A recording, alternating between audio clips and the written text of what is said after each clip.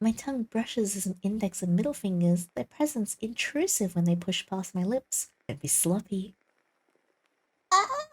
Hello, and welcome to Chapter 2 of Cirrus's route in Obscura. This is a dark fantasy romance visual novel in which you are seeking a cure for your mysterious affliction, and as you search for it, you run into 4 very strange men. Let's get started. Alright, so to recap, in the last video we first met Cirrus, found out that he is mega freaky, and also he whipped us. Yeah. And we did end up getting the best ending with him, so he is now vowing to protect us and seems to actually really like us. So I'm really excited. I missed him. I missed him so much. The next morning comes too quickly. The stiffness in my shoulders instantly makes itself known, and slowly creeps up to my skull, blooming into a throbbing headache. I feel like shit, despite the fact that my inner clock tells me I've overslept again. I'm not well rested. The weight that's plagued my thoughts returns in full force after getting up to splash some water across my face. I should go back. The church beckons me. I mean, yeah, it's not the only thing that beckons you. If Cirrus was like, come here, Uni, I'd be like, yep, crawling right now. Cirrus will be waiting, and I'm oddly excited to go see him again. Yeah, I bet you are. I don't allow myself the luxury to wallow in tiredness any longer, and head downstairs to greet Bruna right away. She's busy as always, flitting across the room with armfuls of silverware and dirty bowls, pencil tucked behind one ear. When she sees me, we exchange polite nods. Someone's chipper today. That's one word for it. Have a seat. I'll bring you today's breakfast. It only takes a few minutes for her to come back with a savory breakfast of an omelette and toasted sourdough. The smell of it makes my mouth water. Wait, I want an omelette. I come to learn that the Leaping Bear's menu changes constantly depending on the supply of food available. Fresh food that tends to spoil easily is hard to come by, with owners favoring a long shelf life instead. This place is no exception, but it feels like they're doing good right now. I polish off my plate without delay and head upstairs to make preparations for today's trip. Anticipation fuels my footsteps today. Cirrus and I haven't discussed what the plans for today are, so I'm left somewhat unprepared, but I do my best to go with an open mind. He's been awfully insistent that I come back sooner. It's strange. On one hand, I don't feel like I know him. Up until a little over a week ago, we were complete strangers, and now he treats me with a strange familiarity. But he doesn't strike me as someone who gets attached easily. The scenery around me transforms when I enter the church's neighborhood, and eventually, the looming structure ahead is all I can see. I hesitate for a moment before I step inside. My heartbeat flutters, quickly reminded of what happens behind these very doors. There's no point in delaying the inevitable, so I push past my subconscious discomfort and hurry through the oaken doors. Cirrus is already busy with 2 other robed individuals when I come in and make my presence known. His head turns towards me, and I'm instantly met with a smile as he motions me towards him. Yay! I missed him! You're here, little star. Did you have a good night's rest? I mean, I would have had a better night's rest if you were sleeping with me. Could have been better if you were in my bed. I turn towards the 2 others, who nod politely in my direction. And you are? Pleased to meet you. We were just on our way out. An evasive answer. The second person doesn't speak at all. I do, however, feel their intense gaze on me through their mask. Is it already that time? Please take care on your way out. Thank you. We're in your debt. I wait until they left the church before turning towards Cirrus to question it. They don't look like civilians. You're correct. You want to know their purpose? I do. Curious as always. I'm afraid I'm not at liberty to share that information with you. They don't take kindly to strangers poking their nose into their business. I hold back a vulgar-sounding snort. I don't know what I was expecting. How very convenient that those folks are the discreet type. That is a simple reality of how the marketplace works, my star. People demand privacy at every opportunity, and it's not my place to question them, nor their intentions. Surely you understand. Hmm? His words are smooth and wrap themselves around my heart without further question. Fine. My thoughts drift back to the original goal of my visit, to continue our research. Any news on the documents? As a matter of fact, no. I was hoping to hear from them by the end of today. It shouldn't be long until they report back. Right. He pauses while I shift my weight to my other foot, feeling somewhat restless. In the meantime, how would you like to help me with an errand? Hands on the kind of errand. I'm missing several potion ingredients from my cabinet, and I thought you should like to see the beautiful things my regular store has in stock. Potions, huh? For a second, I swear I can smell honey nectar in the air and my throat closes up. If he notices my apprehension, he doesn't comment on it. Sure, I'll come with you. Wonderful. Let me close up in the back and fetch my belongings. Once back outside, I realize that this is the first time I've seen Cirrus leave the church. By my side, no less. It wouldn't make sense for someone to never leave their abode, but I can't shake how decidedly odd it feels to see him among the rest of the crowd. He's so tall too. Cirrus is like 6'7". Oh my god, he's so big. He stands out very clearly. Yeah, because he's hot and tall. Not just that, the people around him recognize him and almost light up at the mere sight of him. Morning, Cirrus. Will today's sermon still be held this afternoon? Certainly, my star. Wait, I only want him to call me my star. No! Man, I'm looking forward to your attendance. What a lovely coincidence seeing you out here. Indeed, it is a good day to run errands. Has your ankle injury healed yet? Yes, thanks to your prayer. I feel so much better now. It leaves a strange aftertaste in my mouth, knowing that these people are clueless about what goes on behind closed doors. He seems to care a lot about his reputation. A sudden urge to tell him and his onlookers exactly what I think about the situation wells up inside me. Nah, I'm too scared to let loose. I'm gonna be quiet. I'll let loose later. No, this is a bad idea. With him being unpredictable enough as it is, acting out in public might just cause him to react in a way I'm not prepared for. Were you about to say something? Nothing at all. It's very subtle, but for a second, a shiver crawls up my spine. Something feels odd. It's almost as though I just avoided an incredible amount of danger. Oh my god, that's terrifying. I'm gonna move myself here so you guys can see the bar. We leave without further comment. The tension between us deflates, and our walk continues, almost as though nothing happened. He stops to chat with a few more people, all exhibiting varying levels of gratitude. Eventually, our walk takes us to a quieter side street, and large crowds scatter into nothing. My gaze slides over to Cirrus, who seems to notice right away. Little star? None of them know. About our private rituals, you mean? Yeah, they don't. Nor should they. These are special circumstances and therefore we need to experiment a little. Sharing incomplete information with these good people would be rather unethical. Nerve leaves me completely incredulous. You would dare talk about ethics? Of course. It's my duty after all. Unbelievable. Cirrus takes us down another winding set of paths, each quieter than the last, until we reach a discreet store with a small engraved sign at the door that says open. When looking past the grimy facade, the window reveals a whole plethora of powders, alchemy equipment, with matching glass bottles and what appears to be small packages of ingredients. Once inside, the smell of chemicals tickles my nose. This place is quite different on the inside. Cirrus greets the owner, taking some additional time to ask about new arrivals. In the meantime, I browse their selection. I quickly realize why this store is located so far away from the rest of the businesses. Potassium cyanide, belladonna extract, arsenic. They sell poisonous ingredients as though they were cute souvenirs. Everything is neatly packaged in brown paper envelopes and crystal jars. On the other side of the shelf, I find aphrodisiacs, ayo, and a selection of serums whose purpose eludes me. Are you finding anything interesting, little star? Hardly. This isn't my area of expertise. He pauses to flip through a book of pressed flowers. Perhaps you'd like to learn someday. My mind perks up at this. I'd be interested.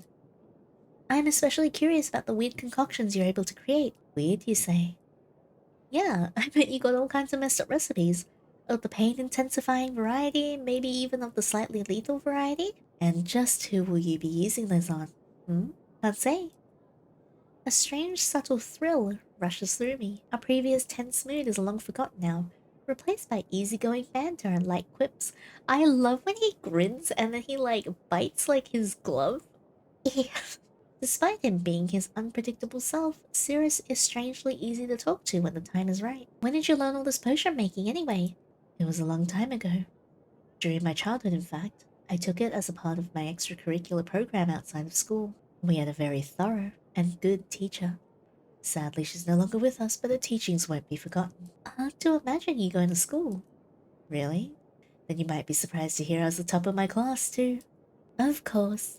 The conversation dwindles there, and he turns away to pick out a few other ingredients. I try to lose myself amidst the crushed petals and powders, but I can't shake the undercurrent of discomfort. I doubt this place ever truly feels safe. I need to focus. Research is important.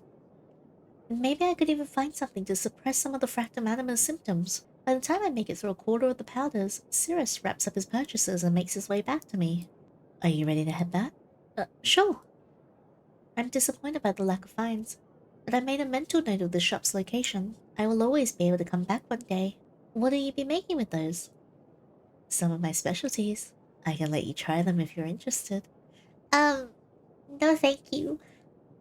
Something tells me I might not want to, no matter how interested I am. I see. Come, I need to make some preparations before today's sermon. Our walk back is quiet. It feels as though for once, Cirrus is either lost in thought or concentrating. He mentioned the sermon. Must be really important to him to get those right. Dark cobblestone alleys transform into wider, dimly lit streets, until we reach the main road leading to the church. Despite lying under the same oppressive roof of cavern darkness, it feels easier to breathe out here. The feeling fades once we're inside. The familiar scent of incense and smoke clogs my throat. I'm gonna begin my preparations now.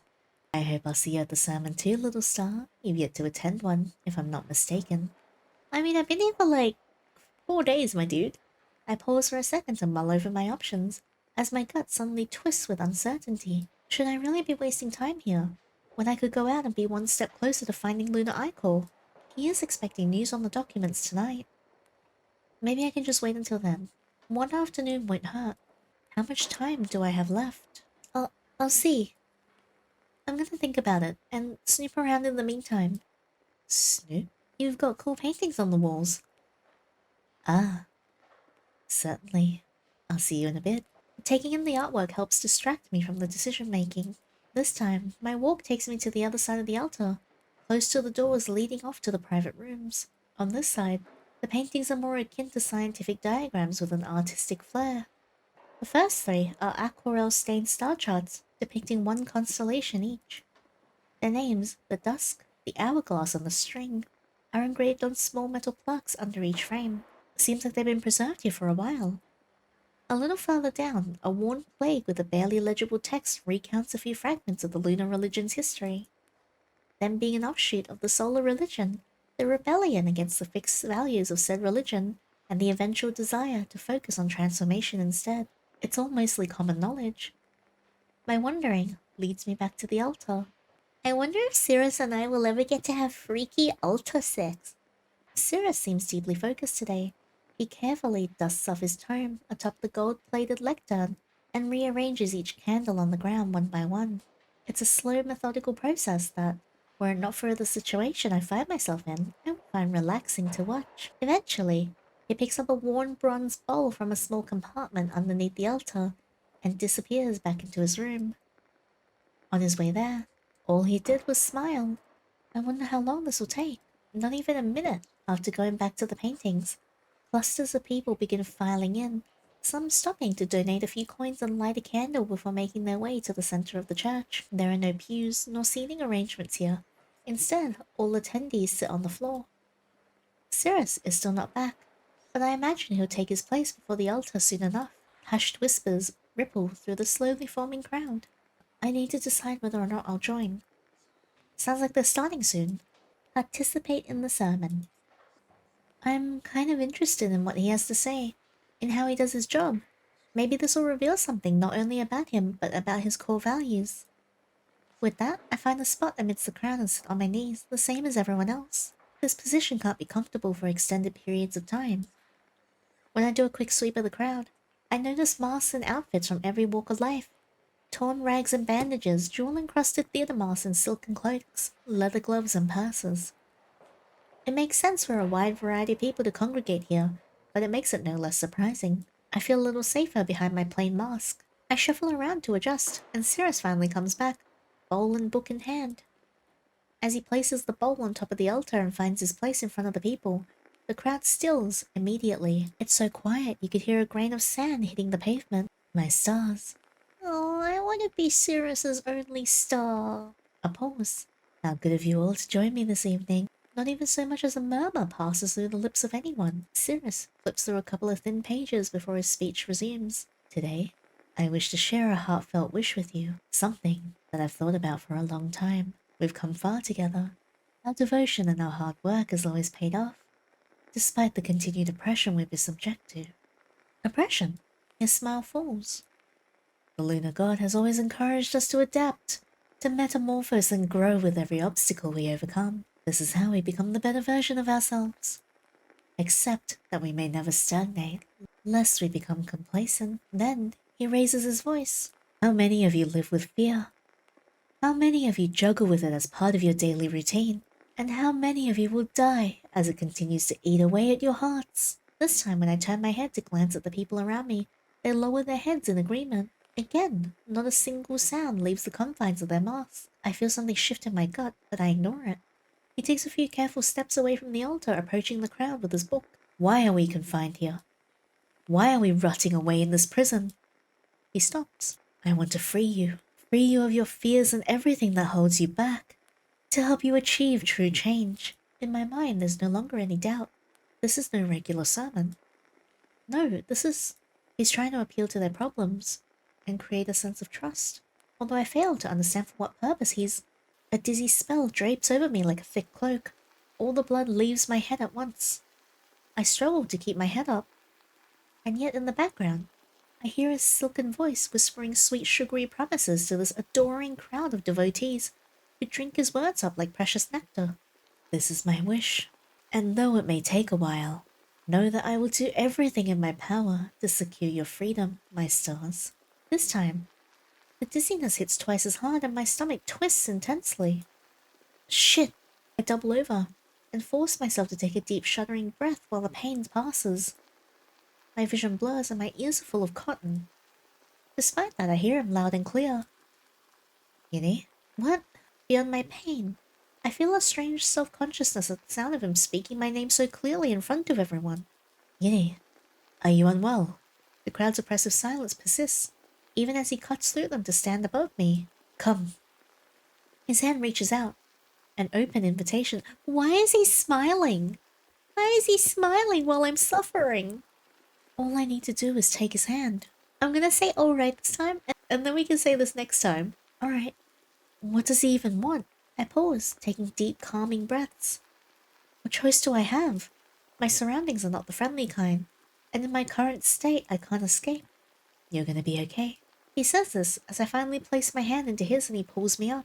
Cirrus leads me to the front of the altar, where he previously stood, and with a press of his palm on my shoulders, he forces me to my knees. Whoa, hey, yo! In front of everyone? I'm a complete mess by the time we make it there, dizzy with pain and soaked with cold sweat. My stance, I must ask for your kindness once more. Yinny here is one of those who is consumed with fear and pain. Hey, wait, hang on, don't make an example out of me, I'm just unwell. Some of you may very well be familiar with this kind of pain, the sort that you don't speak of. To those of you who never forget their duty to their neighbours, their friends, their peers, and who never forget their greatest wish, empathy. Please, join me for a prayer. I don't need a prayer, I need a bed and a hug. Oh, that scared the crap out of me.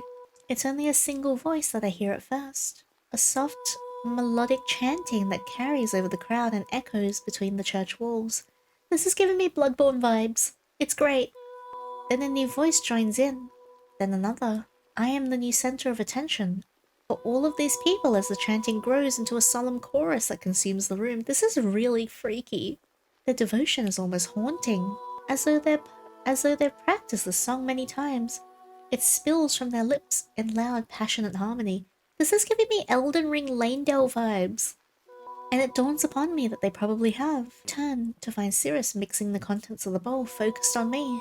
The smile never leaves his face. Cirrus! I thought we had a good thing going here. He's no priest. He's a fucking cult leader. I mean, it was very obvious. These people are not here for any lunar god, at least it isn't their primary focus. It's him. Everything quietly falls into place in my mind while my body is racked with tremors. This is bad. I feel like my reality, and whatever delicate illusion it had me trapped in, are collapsing around me. This song is gorgeous though. He approaches me and removes one of his gloves so that he may dip his finger into the clear liquid. Then, he takes my arms and traces the shape of a crescent on the inside of my wrist, coating it in the watery substance. Breathe. It's an order. Somewhere in my mind, alarm bells are going off again. I can't let him indoctrinate me into whatever this is. I need to stand my ground. I need to find the Ichor. I need to live. I need... Oh no. Control. Oh my god. Chants blur out the rest of my thoughts. My consciousness is a mere flicker of light amidst the encroaching darkness. He's saying something, but I can't hear it anymore. My body moves on its own purely by instinct. I see the scenery change, but my tongue and jaw feel too heavy to move, let alone speak. My mind feels like a thick swamp, knee-deep and so viscous I can barely make out what I'm thinking anymore. But by some miracle, I make it back to Cirrus's room. And then, I'm gone. The first thing that wakes me is a budding headache in my temples. It seems like all my mornings start the same now. My mouth feels like sandpaper, and the lingering effects of yesterday's attack churn in my stomach. Anything more than crackers will probably lead to something very unsightly. As expected, I'm in Cirrus's bedroom. Hehe. I don't think we should be heheing because, you know, he's bad news, but still. I want him. It's the same as I remember it, windowless and slightly impersonal. Unexpectedly, he himself isn't here. Where'd he sleep? I let my legs dangle over the edge of the bed, still wrapped in his blanket. Then I notice the glass of water on the nightstand, and figure he must have left it there for me. A small fresh bouquet of lavender flowers sits right next to the glass. Well, don't mind if I do. Cirrus's name resonates in my mind as I down the glass. A faint hint of the lavender lingers on my tongue, but it disappears just as quickly as it arrives. It helps with the otherwise jarring taste of water first thing in the morning. In any case, I don't understand him. I take a moment to regain my bearings before making my way back out to the church. My path is aimless, meandering among the paintings and sculptures until I naturally reach the central altar, where I find a small group of people chatting Cirrus up. It's one of those moments where he seems unreservedly happy for once. All smiles and kind gestures, but I can't be sure. I don't know if I want to deal with him first thing this morning, but I can't help it. Deep down, I want to speak to him again. I walk towards him before the thought even registers, giving the other churchgoers a small nod. Morning. Good morning. I trust you've gotten enough rest and are feeling better. Sure. Yesterday's attack has left me more afraid than I'm willing to admit, but he doesn't need to know about that. I still have time. I direct my gaze to the two strangers next to me, uncomfortable with their presence. I recognize one of them as Mariam from yesterday. You're... My star, you met Mariam. Her friend Lucia and her attend the sermons on a regular basis. Yes, good morning, Yinny. Your performance yesterday was truly a sight to see. Performance? I was dying! We weren't expecting such a passionate person at all. We could feel your emotion all the way from the back of the room. Passionate? I was, like, passing out. Thanks? No, thank you. You've inspired us to work hard and earn the respect of our god. I hope to see you around more, Yinny. I really mean that. My hand reaches out to hold mine. It's as warm and genuine as her. But then a flicker of fear squeezes my heart. This puts my anonymity at risk. Well, Yinny is rather busy, but I believe she'll find the time for us another day. I can speak for myself, Cirrus. Please take care on your way out. The strangers quickly take their leave, giddy from our interactions, and it leaves a sour taste in my mouth. What do you think you're doing? Setting you up for success. What do you mean? I was like, you attacked me. Many of these people are on your side and willing to help. It's in your best interest to treat them well. It's my job to decide who's got my best interest at heart. Definitely not yours. Yinny. He pauses, and when he sees I won't budge, he lets it go. I see. Perhaps you'll forgive me if I treat you to some breakfast. My gradually emptying coin purse enjoys the suggestion, and I take him up on it. I get to order whatever I want. Yes, you do. Oh, he's spoiling me. Yinny, do you know what a red flag is? I know he's dressed in blue and black, but do you know what a red flag is? He concedes and leaves to make himself ready. The breakfast cafe he finds is utterly out of character for him. It's a kitsch, colourful little place decorated with dozens of lush flower bouquets. They spring up from every corner of the locale, perfumed and delicate, while the walls are pasted with pastels and more florals. It's hard enough to imagine him coming to a place like this, but seeing him seated on one of the small chairs makes it seem almost surreal. Nice place. I was expecting a dungeon. As I catch a whiff of pastries wafting from the oven, I feel my stomach settle down at last. He ignores my quip and motions to the empty seat facing him with a menu in hand. Sit. Yes, sir. With silent displeasure, I do, and the kind waitress takes our breakfast orders not 1 minute later. Oh, what do I want? Crispy earthenberry toast and chocolate milk? Fried eggs with salad and black coffee? Saffron-infused rice pudding and cinnamon tea? I want tea and pudding. So, I fell asleep alone, and I'm pretty sure I woke up alone. Where were you last night? His lips quirk into an amused smile. Interesting question. Surely you've heard of spare bedrooms before, yes? They have those on the surface too, if I'm not mistaken. Really? Can't say I have. I'll assume you did in fact want to wake up next to me then. Maybe? Yes? How very forward of you, little star. Maybe I did. Just as I'm about to snap back at him, quiet realization washes over me. And suddenly, I don't feel like putting up a front anymore. I don't know. Maybe I did. Both of us are very still for a second. The weight of what I've said on the table seems to affect us equally, as Cirrus seems momentarily surprised. My mouth feels slightly dry, and now I wish our orders had already arrived. Well, I'm not in the habit of sharing a bed with anyone, but I suppose I'll keep it in mind. We should share a bed together, Cirrus. Shortly after, the waitress arrives with our platters of food.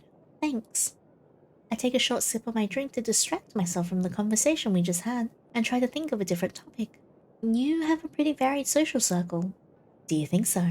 This is fairly standard for someone who works with people for a living. Sure. But you're on speaking terms with strangers on the street. That's a lot of socializing.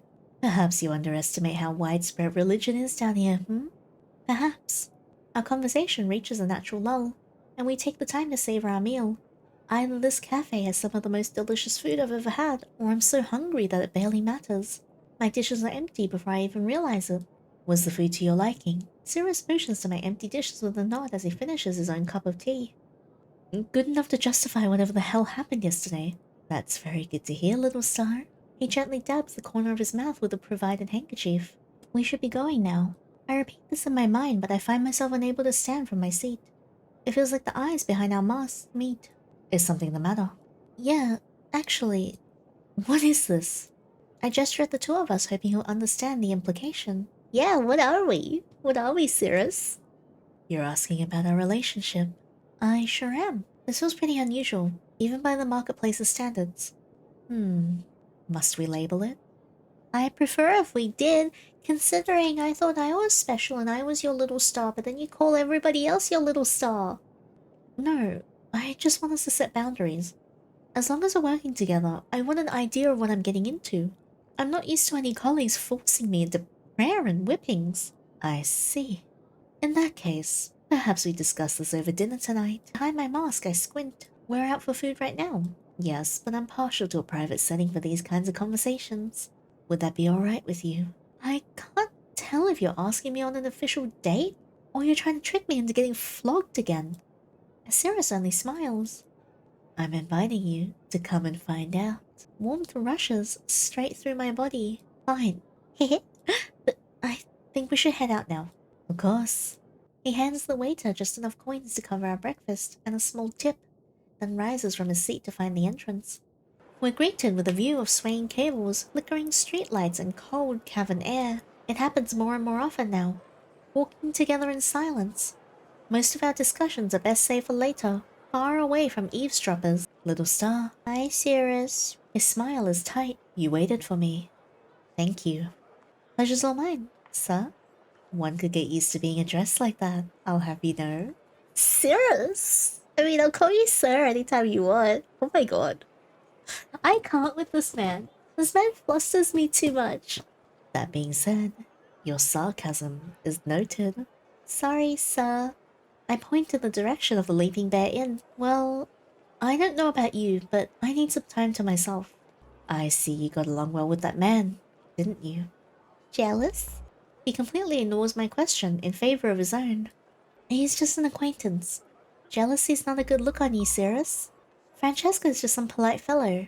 Is that so? For a second, it looks like the strain in his jaw dissipates. Oh, he's so jealous. Good. Keep it that way. Yes, sir. After a moment of silence, I cast a glance back in the direction of the inn. None of this changes the fact that I'm still in need of a bath and a walk. On my own, preferably. Cirrus pauses before answering. Are you sure? It comes out quieter than what I'm used to.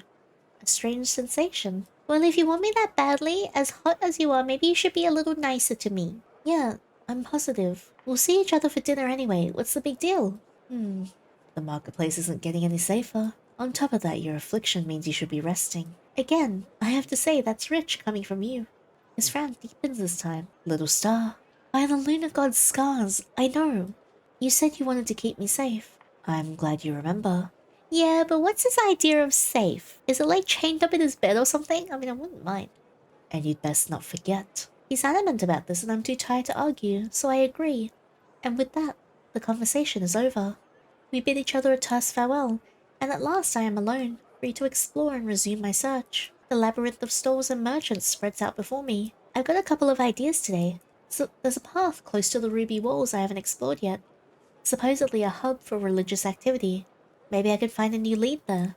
There's the potion shop from yesterday, in case there's something I missed. And it's a stretch. But maybe I could find something if I go back to the auction house and ask around. Alright, let's do these in order. We'll go to the path to the ruby walls first. The crowd is abuzz with energy by the time I arrive. Someone is putting up flyers about a meeting on the bulletin board, and I take the opportunity to snatch one of them. The Moonshine Reunion. Something tells me this isn't about the illicit alcohol they sell down here. In fact, the margins of the page are filled with illustrations of ornaments one might find in the church. If this were 1 month into the future, I might have attended. I stopped the cloaked person who put up the flyers to ask further questions. Excuse me, do you attend these meetings? Huh? Oh, like, yeah, of course. Could you tell me a little about them? I'm curious. Like, it's totally just a bunch of people helping each other. Potlucks and wardrobe sales and prayer study. It's pretty cozy. You want me to, like, escort you there? No thanks, I'll find my way there just fine. So far, nothing out of the ordinary. Ask more questions. I decide to dig a little deeper. So everyone who attends goes to church here. Like, not to be rude, but are you daft? Why? Why are they so mean? What did I do? Bear with me for a second. Do you know Cirrus? Oh yeah. He's the coolest. Everyone loves him to bits. Well done. He's made so many donations to the people here without ever asking for anything in return. He's like, so selfless. Sometimes he joins the meeting too, so if you're interested, you could definitely see him there. Really? What does he get out of those meetings? Like, not to be rude, but are you one of his stalkers? I feel like my patience is being tested. Oh, it definitely is. Why do you speak like that? But that's interesting. He has stalkers. I guess that's not very surprising considering his perfect public image. With all due respect, if I were his stalker, I would already know this information. Oh, good point. Well, he totally helps out with the studies, obviously. We've got a few theology students. That, and he stays to chat with peeps. I see. Got one more question for you. Well, like, make it quick. I don't have all day. Lunar Icor, do you happen to know where I can find any? Like, not to be rude, but... No. I'm sorry. I just totally wish you good luck. After giving me a curt nod, they tighten their hold on the flyers and scuttle off. Darn. The only information I got from that is as expected. Cirrus is a figure beloved by many. I guess I know where to apply pressure now, though. I take a moment to reassess my situation. What should I do next? Go back to the potion shop. I have the way to the little potion shop memorized from the main street to the cobbled side alley. The landscape narrows with each turn, facades darkening, and eventually the shop comes into view. I push my way past the front doors. The owner seems busy with filing some paperwork, so I take another stroll through the inventory. Then, something close to the corner of the room catches my eye. It's almost hidden from view, half tucked behind one of the shelves. A missing persons poster. That's not something I expected people to pay much attention to down here. Must be someone pretty prominent. I step a little closer, until I can make out the name and the masked portrait of the person and find myself furrowing my brows. Nexus. The owner of the notes Cirrus claims to have found. Why the hell does he have a missing persons poster? I instantly reach out to wave the owner over from one of the spots at the register. Is there something I can help you with? Yeah, you knew this person? I point to Nexus's portrait, and in return they pause. I know him, yes. Lovely old man. I actually created this poster myself. I thought he was dead, not Missing.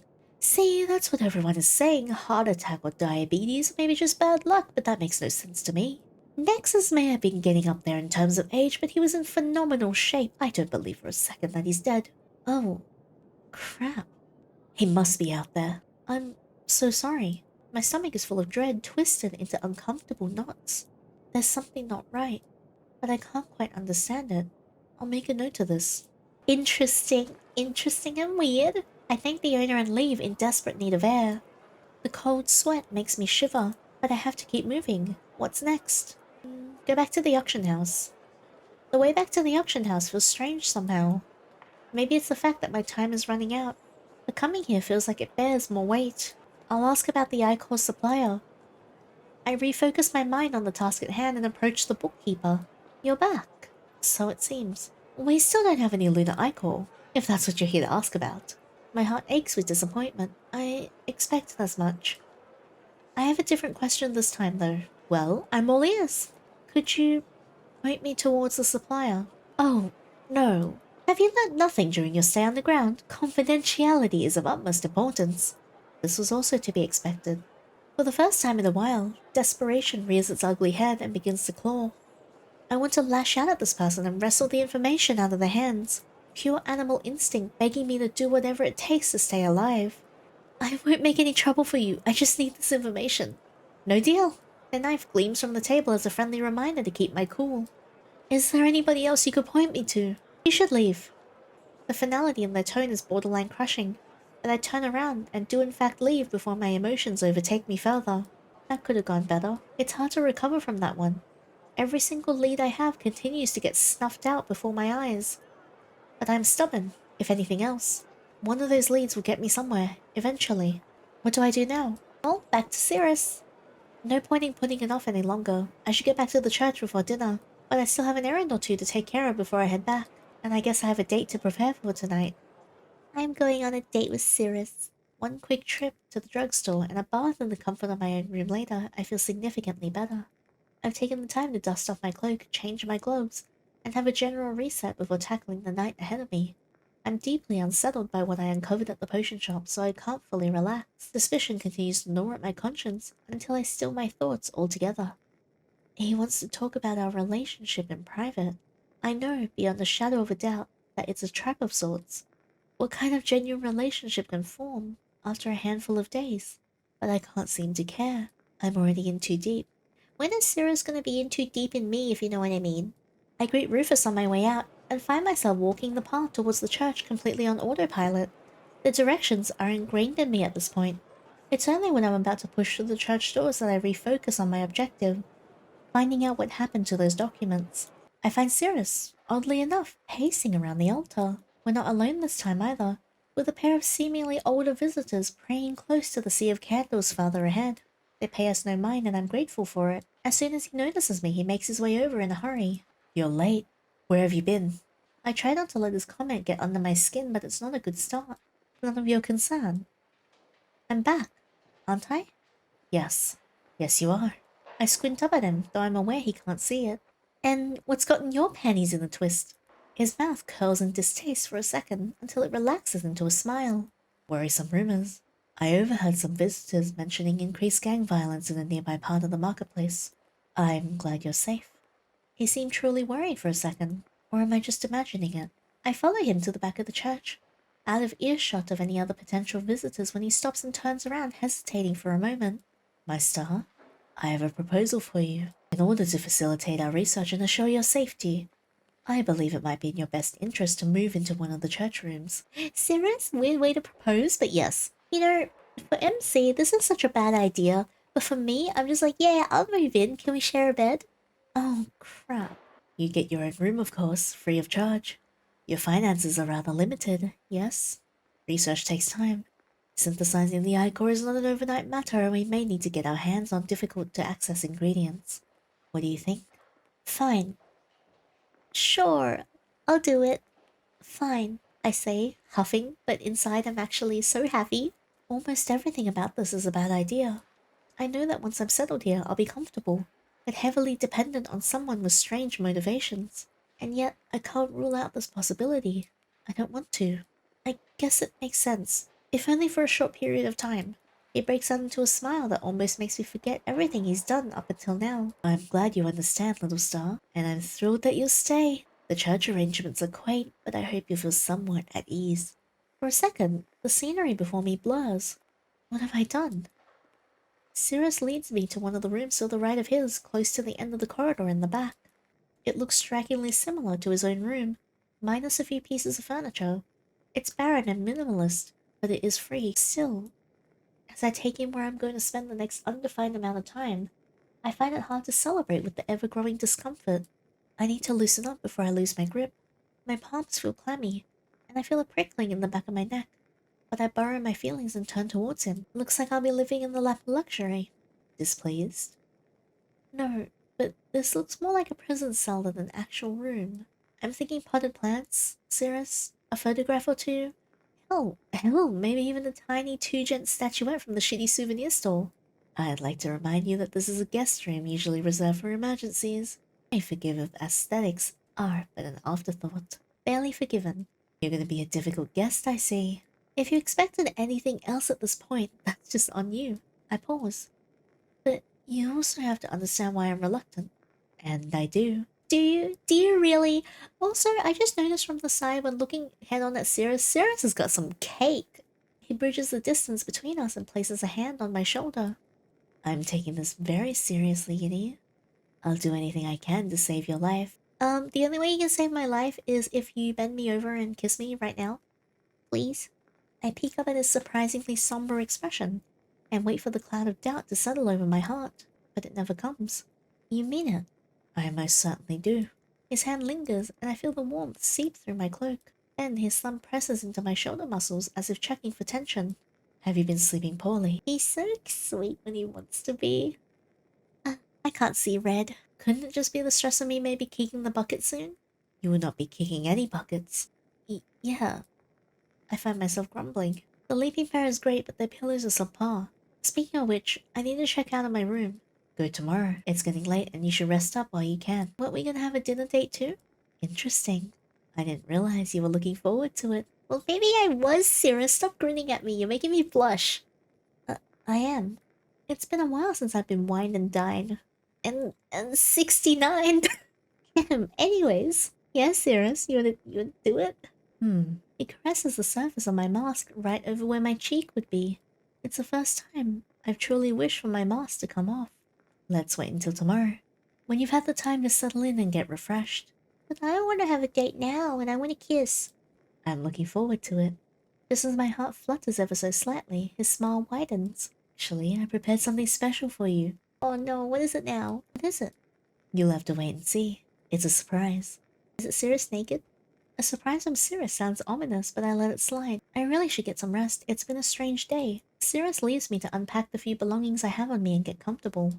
He's already laid a towel and a washcloth on the bedside table for me, as well as another glass of water with a few sprigs of lavender flowers on the side. It's the only decoration in this room. He must really like lavender flowers. He puts them everywhere. Does lavender have a specific meaning? I'm gonna look this up.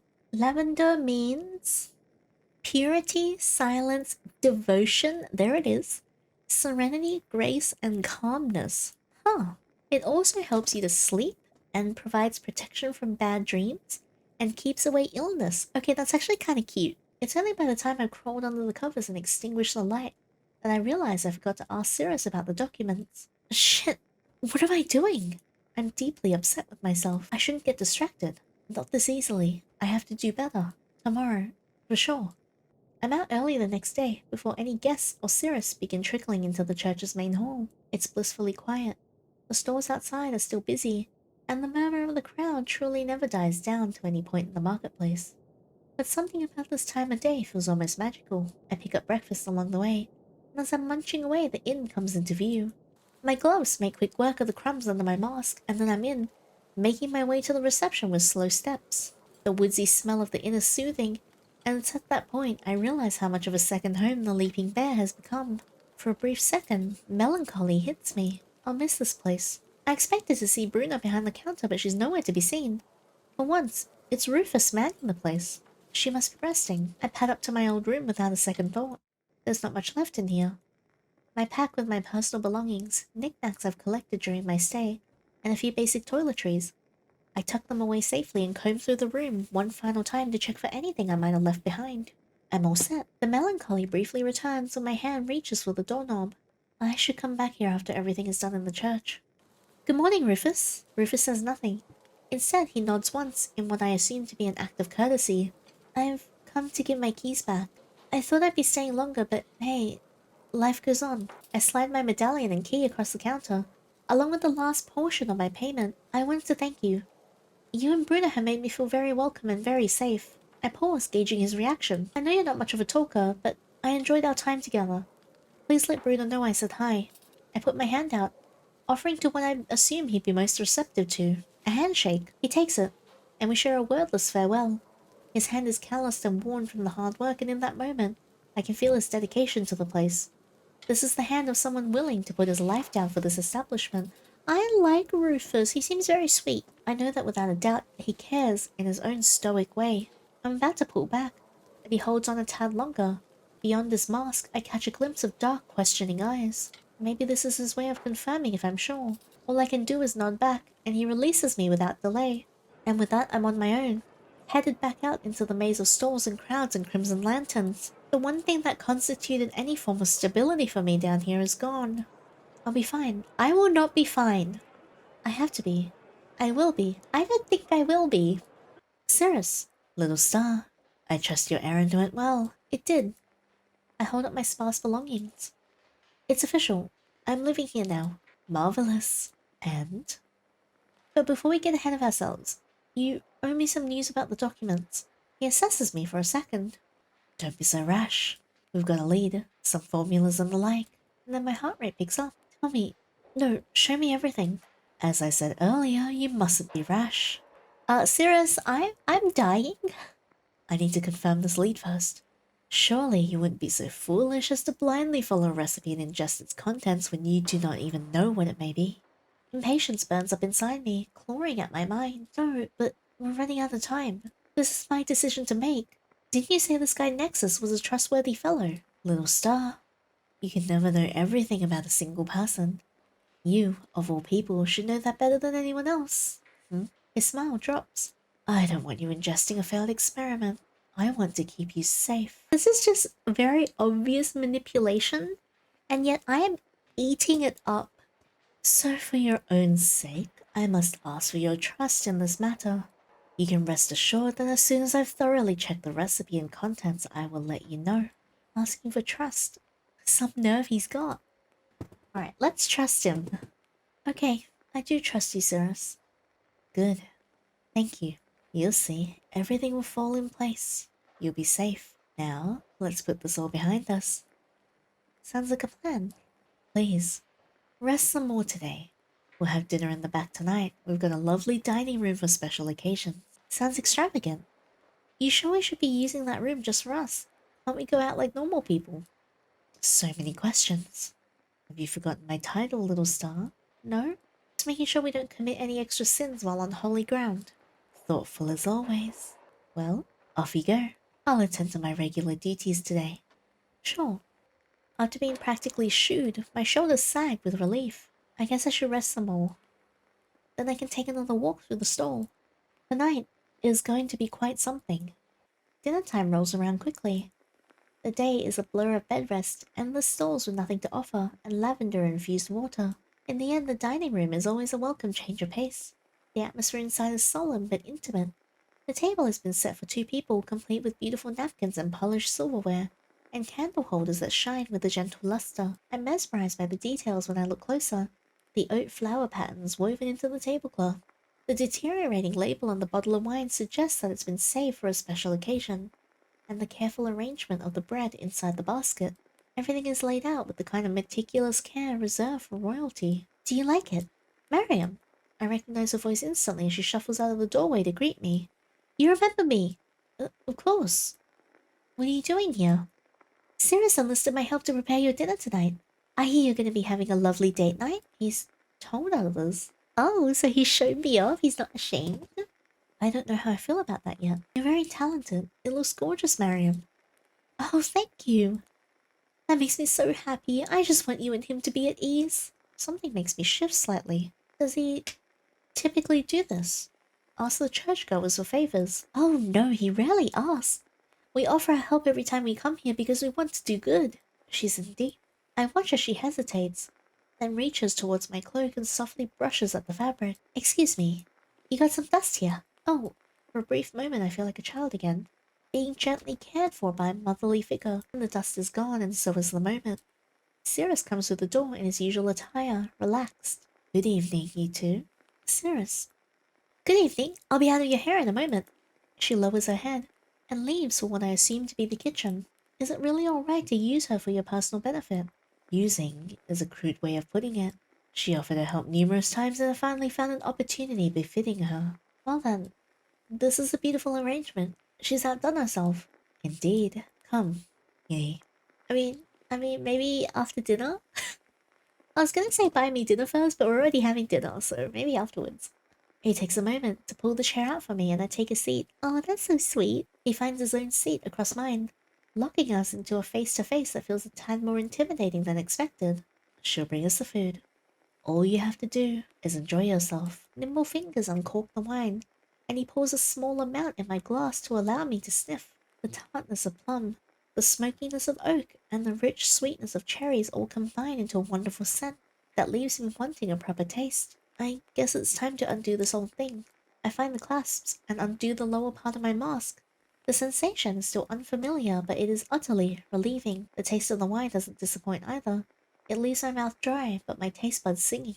A rare vintage. Far from it. Its production is abundant on the surface. I simply like to mature mine for a few years longer to develop the flavor. I'm surprised you have the patience for this kind of stuff. Come now. You of all people should know that I am very patient. Our first course arrives. Cured ham and thinly sliced vegetables form a beautiful pattern on the plate, and Mariam brings us a small pitcher of walnut oil to pair with some bread. He wasn't joking. This whole setup feels like a date. I mean, I'm happy to be on a date with Cirrus. I think we lock eyes for a moment. Let's cut to the chase. Our relationship. You said you wanted privacy before telling me about it. You won't even wait until the main course. I've waited long enough, Cirrus. His lips tug into a devious grin. Perhaps I should keep you waiting for a bit longer. I'm enjoying the food. Am I the food? You're looking at me as if I'm the food. Your desperation is delightful too, of course. Oh no, you don't. I find myself raising the knife in my hand, gaze trained on his unfazed expression. I will get what I want. Cirrus laughs, but it's far from friendly. It's purely twisted amusement, dripping from his smile like long repressed venom. You want— oh my god. um... Huh. Huh. Okay, calm down. You wanna play, little star? Yeah, I do. Yeah. Egg him on or hold back. Let's egg him on this time. Something in my mind clicks. I don't hate the sight of him. No, I don't. I actually quite like it. It's hot. He's hot. To hell with it. You call it a game, yet you're afraid of losing. There's nothing more pathetic than someone too proud to admit his weaknesses. Oh, I feel like I'm in trouble. I feel like I have done a bad. So eager to mouth off. I am. I'm so eager to mouth off. You want me to mouth off something else, Cirrus? I'll get under the table. So what? You know there are consequences.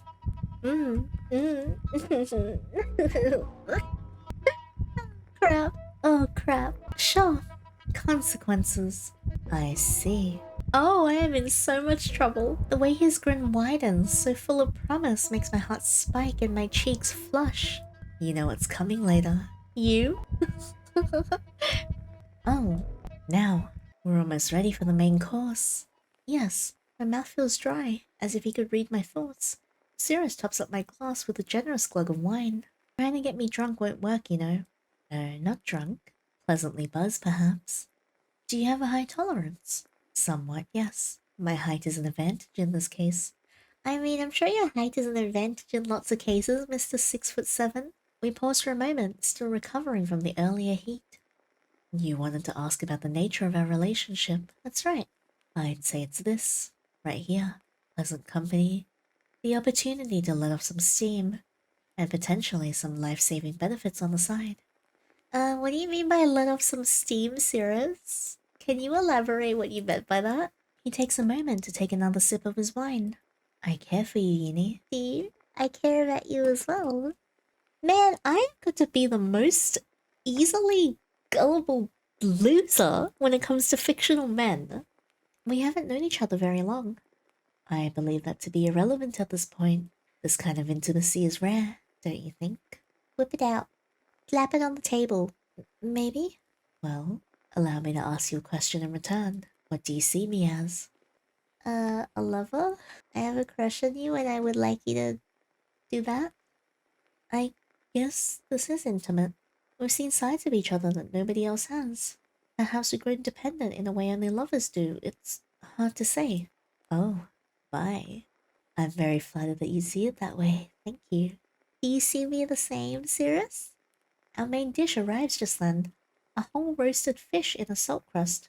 Mariam debones it in front of us and serves us generous chunks. It's quiet when she's there, and the silence persists after she leaves. But the tension isn't out of fear this time, it's anticipation.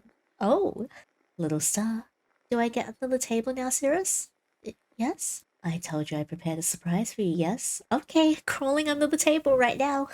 You did. I'll be able to reveal it to you soon. Okay, you know what? This isn't helping the table joke, Cirrus. Um, uh, uh. After dinner, that is. A package is waiting. This really isn't helping. What kind of package, Cirrus? Oh my god. Okay. A package is waiting for you in your room. Oh, well, I'm intrigued. My package, he says. Shut up, Giddy. Then, I'm doing my job right. The rest of my plate goes down quickly, while Cirrus takes his time and savors every mouthful.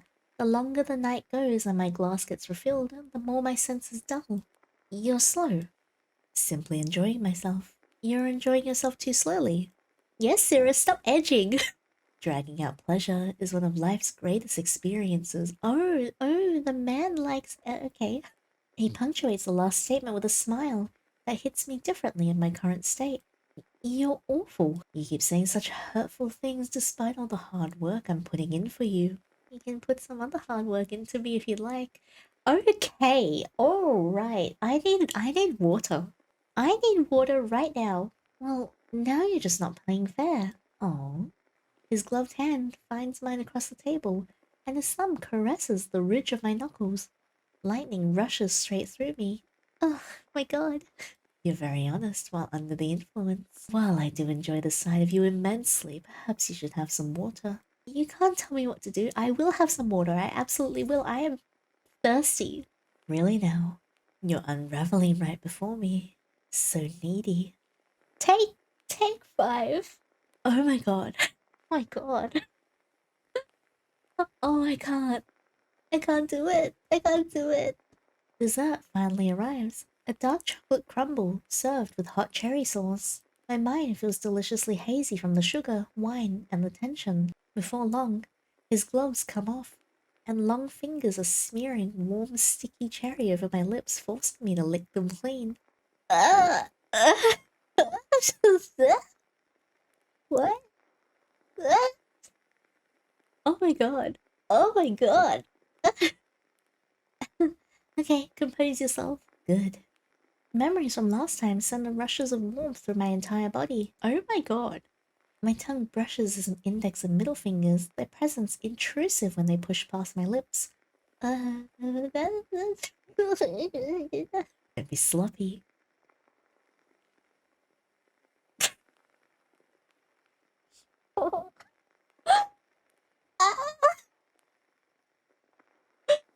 I catch myself making noises I shouldn't be at this point. Control slips between my fingers like sand. Shh. He leans back to wipe his hands off of his napkin without ever taking his gaze off me. I thoroughly enjoyed our meal together, little star. You gonna have another meal back in my room? I have to catch my breath before I can formulate an answer. His flirtations, or whatever they are, do nothing to stoke the fire burning inside me. I realize I didn't want this to stop. Me too. I need to breathe. Oh my gosh. Go find that package now. I'll see you very soon after.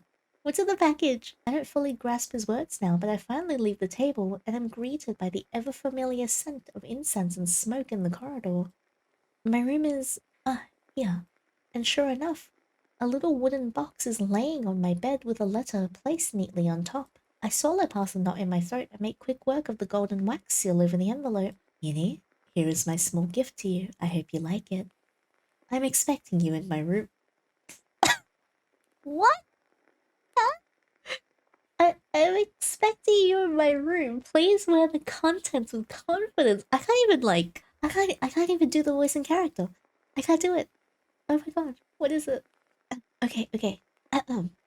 Yours truly, Cirrus.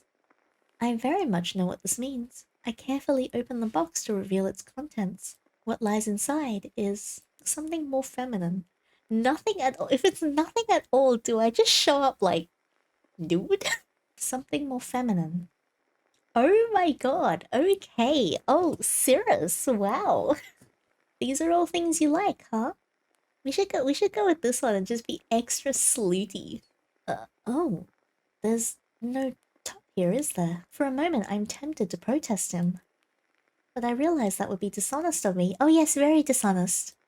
I want this so bad, you have no idea. There's no point in putting it off any longer. It was to be expected he'd be planning a round 2. I'm unreasonably excited. The thrill of not knowing what he has prepared for me, but knowing that it's going to leave me breathless is a heady cocktail that makes even me drunker than the wine. I'm not thinking straight right now. But I don't feel like I'm in any danger. I take a deep breath. I'll clean up first. The atmosphere inside Cirrus's room is different today. Tighter. Coiled up, as though the anticipation itself were weaving its energy into the walls of the room. It's plunged in near darkness, reduced to a few candles atop brass holders in the corners. I'm still wearing my cloak, for the sake of modesty in the corridors. Despite this, I feel his eyes burning through me. I'm laid bare before him, and although the door is unlocked, almost daring me to turn around before the point of no return, I make no move to do so. No, this is where I want to be. All the playfulness is long gone from his expression as he approaches, reaching out to delicately trace the outer curve of my mask. Sweet little star. Cirrus, you better not have done this with anyone else, okay? Then he pulls me in, flush against his chest. He makes no move to do anything else other than hold me there in perfect silence. Although I want to ask why, I can't. I'm here. Yes you are. His fingers find their way to the back of my head, slipping under the fabric of my hood, and they claw against my skin with a familiar sense of desperation. You're right here, and I'm gonna remind you of the reason you're here at all in the first place. Cirrus releases me, and then reluctantly steps away to give me a little space. Strip, my doubts are long gone. Oh, I didn't expect it. Okay, alright. I didn't expect it to be this dirty. The fabric pulls around my ankles, and I step out of the cloak in front of someone else for the first time since coming down here. My mask is the only remainder of my once perfect privacy. Oh my gosh. Oh wow, okay. Oh, little star. I knew this would look flattering on you. It's certainly giving me some ideas. Would you like to share with the class, Cirrus? The cold air tickles my skin, but I stand before him as I always do, with confidence. Thank you. Cirrus wordlessly turns around and makes his way to the wooden nightstand, with a small selection of tools atop laid out in meticulous fashion. Oh! I can't quite make out what they are from here. And whatever they are, he takes his sweet time in selecting what he wants before he comes back to me. I've been looking forward to this. He saunters over, effortlessly confident with a long, ornate and bright red candle in hand and a hefty-looking tome. From what I can make out, it's one of the lunar scriptures. Oh, he's getting freaky, isn't he? And so have you, it seems. He's onto me. I don't know what you're talking about. Don't play coy. You've done enough of that today. I shift, increasingly aware of the danger I find myself in. His words close in on me full of promise and expectation, and I know it's a risky game I'm playing. Come. Cirrus beckons me forward to the center of the room. He points to the floor, then wordlessly. I know what's expected of me. I fall to my knees before him. Hey, yo! He's quiet for a moment, seemingly taking it all in. Then, he takes one step towards me, tome in hand, and presses it on top of my head. I'm utterly befuddled. If it weren't for how grave and heavy the atmosphere weighed down on my shoulders, this book balancing act would feel almost comical. But Cirrus is still smiling, and I know what that means. If you drop it, I'm gonna hurt you. What if I like it? I shiver. You're gonna balance this holy tome while I cleanse you with this wax. It's rather simple, I should think. Cirrus, are we gonna do it, or are you just gonna do that? Unless you move, that is. Oh my gosh. He's so pretty though, look at him. Oh, he's so cute. The room is perfectly quiet when Cirrus strikes a match to light the first candle. The flame casts his face in a gorgeous amber light as it dances hypnotically and laps away at the wax. Jerk! It comes out of my mouth before I can stop it. The first drip of wax hits my skin and I suck in a quick breath. It's not that painful, but the initial impact does burn. It's sharp and lingers for just a few seconds. But when I'm about to exhale in relief, the second and third drip hit my skin. And this time I gasp softly. There's a noticeable increase in temperature that spreads over my skin. I realize then that the heat is not dissipating. It accumulates with every drip. Who's a jerkini?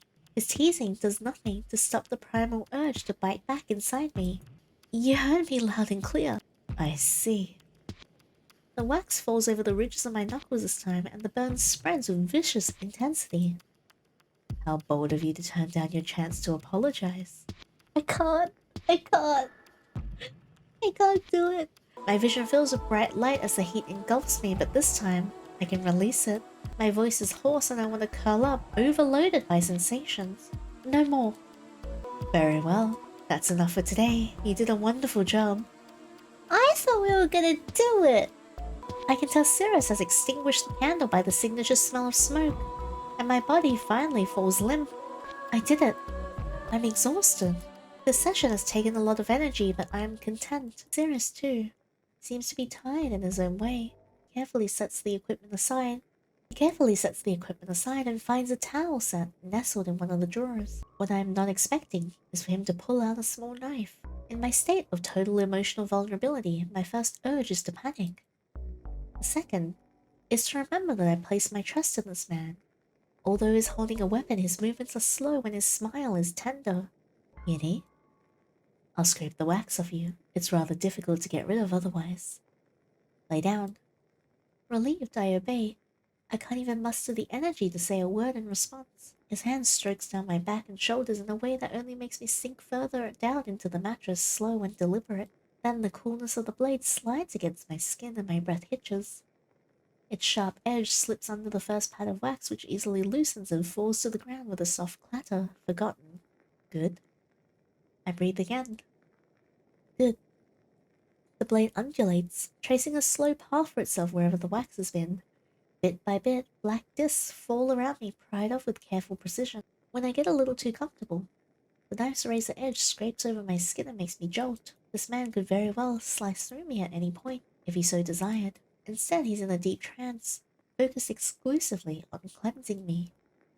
I'm stuck in a deep limbo. Trust buds slowly inside me. But the moment its delicate petals unfurl, danger reminds me of where I am, razor sharp and destructive. When the knife rests on the edge between my neck and shoulder blades, it's not trust that keeps me perfectly still. It's still fear. Cirrus. After being scraped clean of all the wax and dressing again, I help him clean the rest of the room. Why did you serve me alcohol?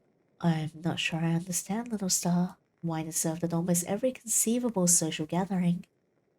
Yeah, but I wonder why every punishment has to involve me ingesting some kind of substance.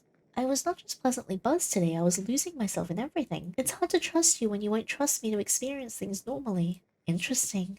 You also think I don't trust you. I don't think so. I know so. Very, very interesting. But this is not the time. Your mind and body need to rest. I think we should focus on aftercare now. Right. I want to cuddle for a bit. Very well, but only for a little bit. Lay down with me, please. With a nod, Cirrus joins me, and the mattress dips lightly under his weight. I don't know what possessed me to ask for this, but I know deep inside I need it. I need something to recover from what I just went through. He lays flat on his back and I curl into him, head settled in the crook between his shoulder and chest. For a few tense moments, none of us speak. The sensation being completely close to him still feels so very new. Are you comfortable? I am. The smell of cotton fills my senses, but underneath that there's something warmer, earthier. I'm dizzy. All I can do is thread my fingers through the cloth of his robes and hold on while it passes. When his hand finds its way to the top of my head, my breath hitches. You're okay, little star? Yeah, everything is fine. When I let down my guard a little, a new fire takes a hold of me. My hands want to trace and memorize every inch of him while I can. I want to drown him in ways I cannot explain, but something tells me I should keep my hands to myself, and so I breathe through it, one step at a time. Let the flames subside, though the scent wafting off his skin is not helping, and neither is the gentle caress of his thumb behind my ear. Despite this, it's hard to ignore the tension in his posture, even as he lays. The spell is broken a mere moments later. Was there anything else? I want to share a warm drink. You served me good tea last time. How about we share a cup? Certainly. Chamomile? Yes, please. I'd say yeah, but I just automatically said yes, please, because apparently I'm a massive simp for Cirrus. He leaves me just for a few moments while he brews our tea, and during that time I stretch. My shoulders don't feel as stiff anymore, and my body droops with a newfound relaxation. When Cirrus is back, I gingerly reach for the piping hot mug. It smells a little different this time. It does. I've taken the liberty of adding some lemon verbena to help with any leftover stress and inflammation. How thoughtful. Oh, you're into herbal medicine too? Well, it's no replacement for modern medicine, but we'd be remiss to ignore their useful effects. Hmm? I guess it's to be expected from someone who makes potions. He takes the mug from me and sips quietly. You're very fixated on my potions. It's really hard not to, Cirrus. If you want to try some more of them, you can just say so. He hands me back the tea with a grin, and I make a show of drinking from the same side of the room as he did. Oh, passing on that one. We finish our tea in comfortable silence, only interrupted by the occasional sip. Strangely enough, he doesn't seem as relaxed as I am. Did you need anything else? I want to read together. You ask for the strangest things at times, little star. I don't think it's strange. The smile that he spreads is uncharacteristically fond. My heart clenches at the sight. Very well. How about the tale of the pewter monarch? That one is a fairly short read. He settles on the bed next to me after plucking out a small pocket-sized book from his collection. He flips to the first chapter. I peek up at him expectantly. You'll be reading out loud, of course. Demanding. Yes, I am very demanding. I am only exerting my God-given rights, I'll have you know. Cirrus's voice is measured and deeply comforting when he reads. I'm transported to a vast kingdom bursting with lush vegetation, knights trotting around in studded leather armor, and a king obsessed with geology. He claims the rocks speak to him as his advisors would and help him run the kingdom. Eventually, he's seen as unfit to be a ruler and exiled by those he trusted. By that point, my eyelids are drooping and Cirrus gently closes the book. We can continue the story another time. Uh-huh. Do you want anything else? For some reason, he sounds a little rushed. I'm okay. Very well. The scene is over and we've managed to put everything away. It's the perfect time for me to head back to my bedroom. But Cirrus's expression is unusually thoughtful. I hesitate to leave when something seems to be bothering him. Hey. Hmm? What's on your mind? Why do you ask? Cirrus. I'll be frank with you. The state of the church and of the lunar religion down here, I am deeply unsatisfied with it. What? But everybody reveres you. Huh? That's news to me. We are not where we need to be, and I don't think things are going to change unless I personally take matters into my own hands and do something about it. Naturally, I want to. In fact, Cirrus approaches meaningfully, towering over me. I think you know exactly what lengths I would go to. Yes? Uh-huh. I feel very cold all of a sudden. This is it. The reason for the existence of his cult, that's why he's... But I don't understand. What exactly are you so unsatisfied about? Little star, do you envy A life of confinement? Clearly not. Then you should understand it couldn't be simpler. I would not have this culture rot and die in the gutters of a black market. I want to question him some more, but there is a clear finality to his tone. Still, he's never been this honest with me. For the first time, I feel as though I'm seeing beyond this perpetual facade and into his heart. I feel a strange tightness in my chest. An urge to reach out. Thank you. I can tell you don't talk about this often, but I appreciate you sharing this with me. No. I've said too much. You haven't. You're finally being quiet. You be quiet. Yinny. I'm telling you how much this means. Enough. The room is perfectly quiet when Cirrus's hand grasps my mask, palm covering the whole cutouts of my eyes. A threat. Go on. Go ahead. Take it off for all I care. My tone comes out rash, and amidst the rising tension, the desperation, the anger, he tears my mask off. Oh! Oh my god. Oh wow. Oh my. I'm really into this. I thought, oh, I am, oh, I wasn't expecting to see our faces quickly. Oh wow. And then Cirrus is kissing me, without even bothering to look at what the mask was hiding in the first place. I can't breathe. Everything about the kiss is purely desperate. His hands are cupping my face and grabbing my arm, but his fingers are digging into my skin, possessively pushing us closer together. Hey, yo! I taste wine and cherries on his lips. On his tongue, the intoxication fueling every single time he dives back in, until sharp teeth bite my lower lip, and suddenly, I taste iron, bitter and coppery, but I never want it to end. When I barely muffle a whimper, his hand shoots out to squeeze around my throat.